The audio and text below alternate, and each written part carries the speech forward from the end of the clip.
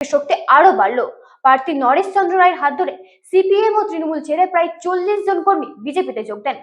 গদে দেয়ার খুঁটি গ্রাম পঞ্চায়েত এলাকায় আয়োজিত এই কর্মসূচিকে জেলা সম্পাদিকা মিতালি রায়, মন্ডল সভাপতি পলাশ বক সহ একাধিক নেতা উপস্থিত ছিলেন। ধূপগুড়ি বিধানসভায় বিজেপির সংগঠন আরও শক্তিশালী হলো। বিজেপি প্রার্থী নরেশ চন্দ্র রায়ের হাত ধরে বিভিন্ন রাজনৈতিক দল থেকে কর্মী সমর্থকরা দলে যোগদান করছেন। জানা গেছে, ধূপগুড়ি ব্লকের গধেরিয়ার খুঁটি গ্রাম পঞ্চায়েতের 15/104 নম্বর বুথে সিপিএম ও তৃণমূল কংগ্রেস ছেড়ে মোট 40 জন বিজেপিতে যোগ দেন। এই দিনের যোগদান কর্মসূচিতে জেলা সম্পাদিকা মিতালি রায়, মন্ডল সভাপতি পলাশ বসা, বিজেপি নেতা কমলেশ সিংহ রায় সহ অন্যান্য নেতৃত্বরা উপস্থিত ছিলেন।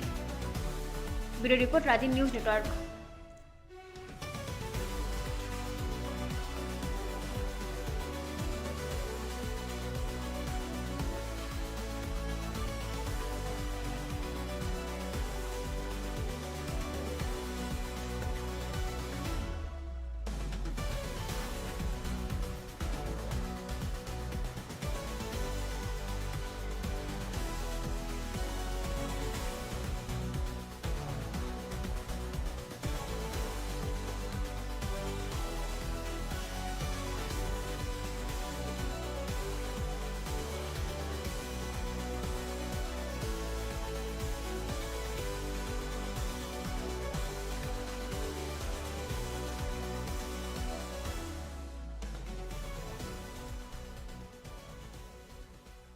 পঞ্চায়েত থেকে বিজেপিতে যোগদান বিভিন্ন দল থেকে কোন কোন দল থেকে কারা জয়েন করলো, এবং একটা অভিযোগও পাচ্ছি যেখান থেকে বলা হচ্ছে যে আপনাদের কর্মীকেই তৃণমূল কংগ্রেসে জয়েন করানো হয়েছিল কালকে, কি বলবেন? সিপিএম এবং তৃণমূল থেকে আমাদের বিজেপি পার্টিতে যোগদান করলো। হ্যাঁ, কতজন?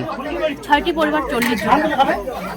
আর এই যে অভিযোগটা করা হলো, এ ব্যাপারে কি বলবেন? আপনারই তো ভোটার, আপনার গ্রাম পঞ্চায়েতেরই। এই এলাকাটার কি নাম? দক্ষিণ কাটুলিয়া। কি করিলেন আজ তোমরা? আজকে তো আমরা বিজেপির না ঝান্ডা ধরি। এর আগত কোন দল ছিলেন? আগত তো সিপিএম করছি। কেন হঠাৎ করে বিজেপিতে আইসা? আমার এইটা না করলে যে বুদ্ধি নেই, বর্তমানে এই নির্বাচনটা আমাকে রক্ষা করে নেই। এটা আমার মান সম্মানটা না। আমরা যে রাজবংশী, আমরা ক্ষত্রিয় বাঙালি, কাজে আমার এই ধর্মটা আমরা রক্ষা করি নেই। আমরা চারিপাশে দেখি যে দুর্নীতি, কাজে এইটার জন্য আমরা এই যে আজ এই বিজেপির ঝাঁটা ধরি। কতজন মিলে আজ বিজেপি? মেলা আমরা এটা কেনা কতদিন ধরে সিপিএম করছিলেন? হ্যাঁ, সিপিএম তো মেলা দিন থেকে করছি। আনুমানিক এই 34 বছর জেলা ছিল, তার থেকে এটা চলছে গিয়ে এলাম।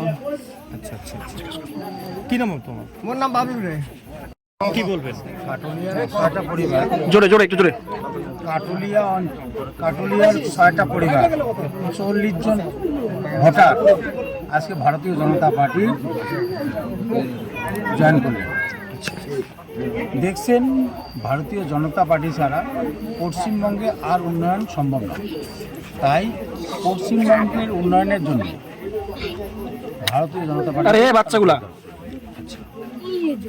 সামনে বিধানসভা নির্বাচনে নিশ্চিতভাবে বিজেপি এক ভালো ফল হবে। কারণ হচ্ছে উপনির্বাচনে অভিষেক বন্দ্যোপাধ্যায় এখানে মহাকুমার ঘোষণা করেছে। এই মহাকুমারে মানুষ বিশ্বাস করে তাকে ভোট দিয়েছে, কিন্তু এখন মহাকুমারের পরিকাঠামো দেখে বুঝতে পারছে যে মহাকুমার নামে মাত্র মহাকুমার, ভোট বদলি হয়েছে। ওই পৌরসভার যে অবস্থা, ওই মহাকুমারের ওই একই অবস্থা। মহাকুমার নামে মাত্র মহাকুমার, এখন আর তাদেরকে আর বিশ্বাস করছে না। বললাম, কোন কোন রাজনৈতিক দল ছেড়ে আজকে আপনাদের দলে যোগদান করলো? সিপিএম আর টিএমসি থেকে আজকে জয়েন করলো। অভিষেকের সবার আগে এত বড় একটা ভাঙ্গন, কি কোথাও গিয়ে কি শক্তি বৃদ্ধি হচ্ছে বলে মনে করছেন? দেখেন, অভিষেকের এখানে গুরুত্ব নেই। অভিষেক এখানে সভা। অভিষেক এর আগে মিথ্যা কথা বলে, ওই মাঠেই মিথ্যা কথা বলে এখানে মহাকুমার ঘোষণা করে গেছেন। মহাকুমার ঘোষণা করার পরে মহাকুমার পরিকাঠামো দিতে পারেন নাই। মহাকুমারের এখানে কাজে হয় না, এখনো মানুষকে জলপাইগুড়ি যেতে হচ্ছে। তাহলে এখানে মিথ্যা কথার জন্য আবার সভা করছেন। ধন্যবাদ। দীর্ঘ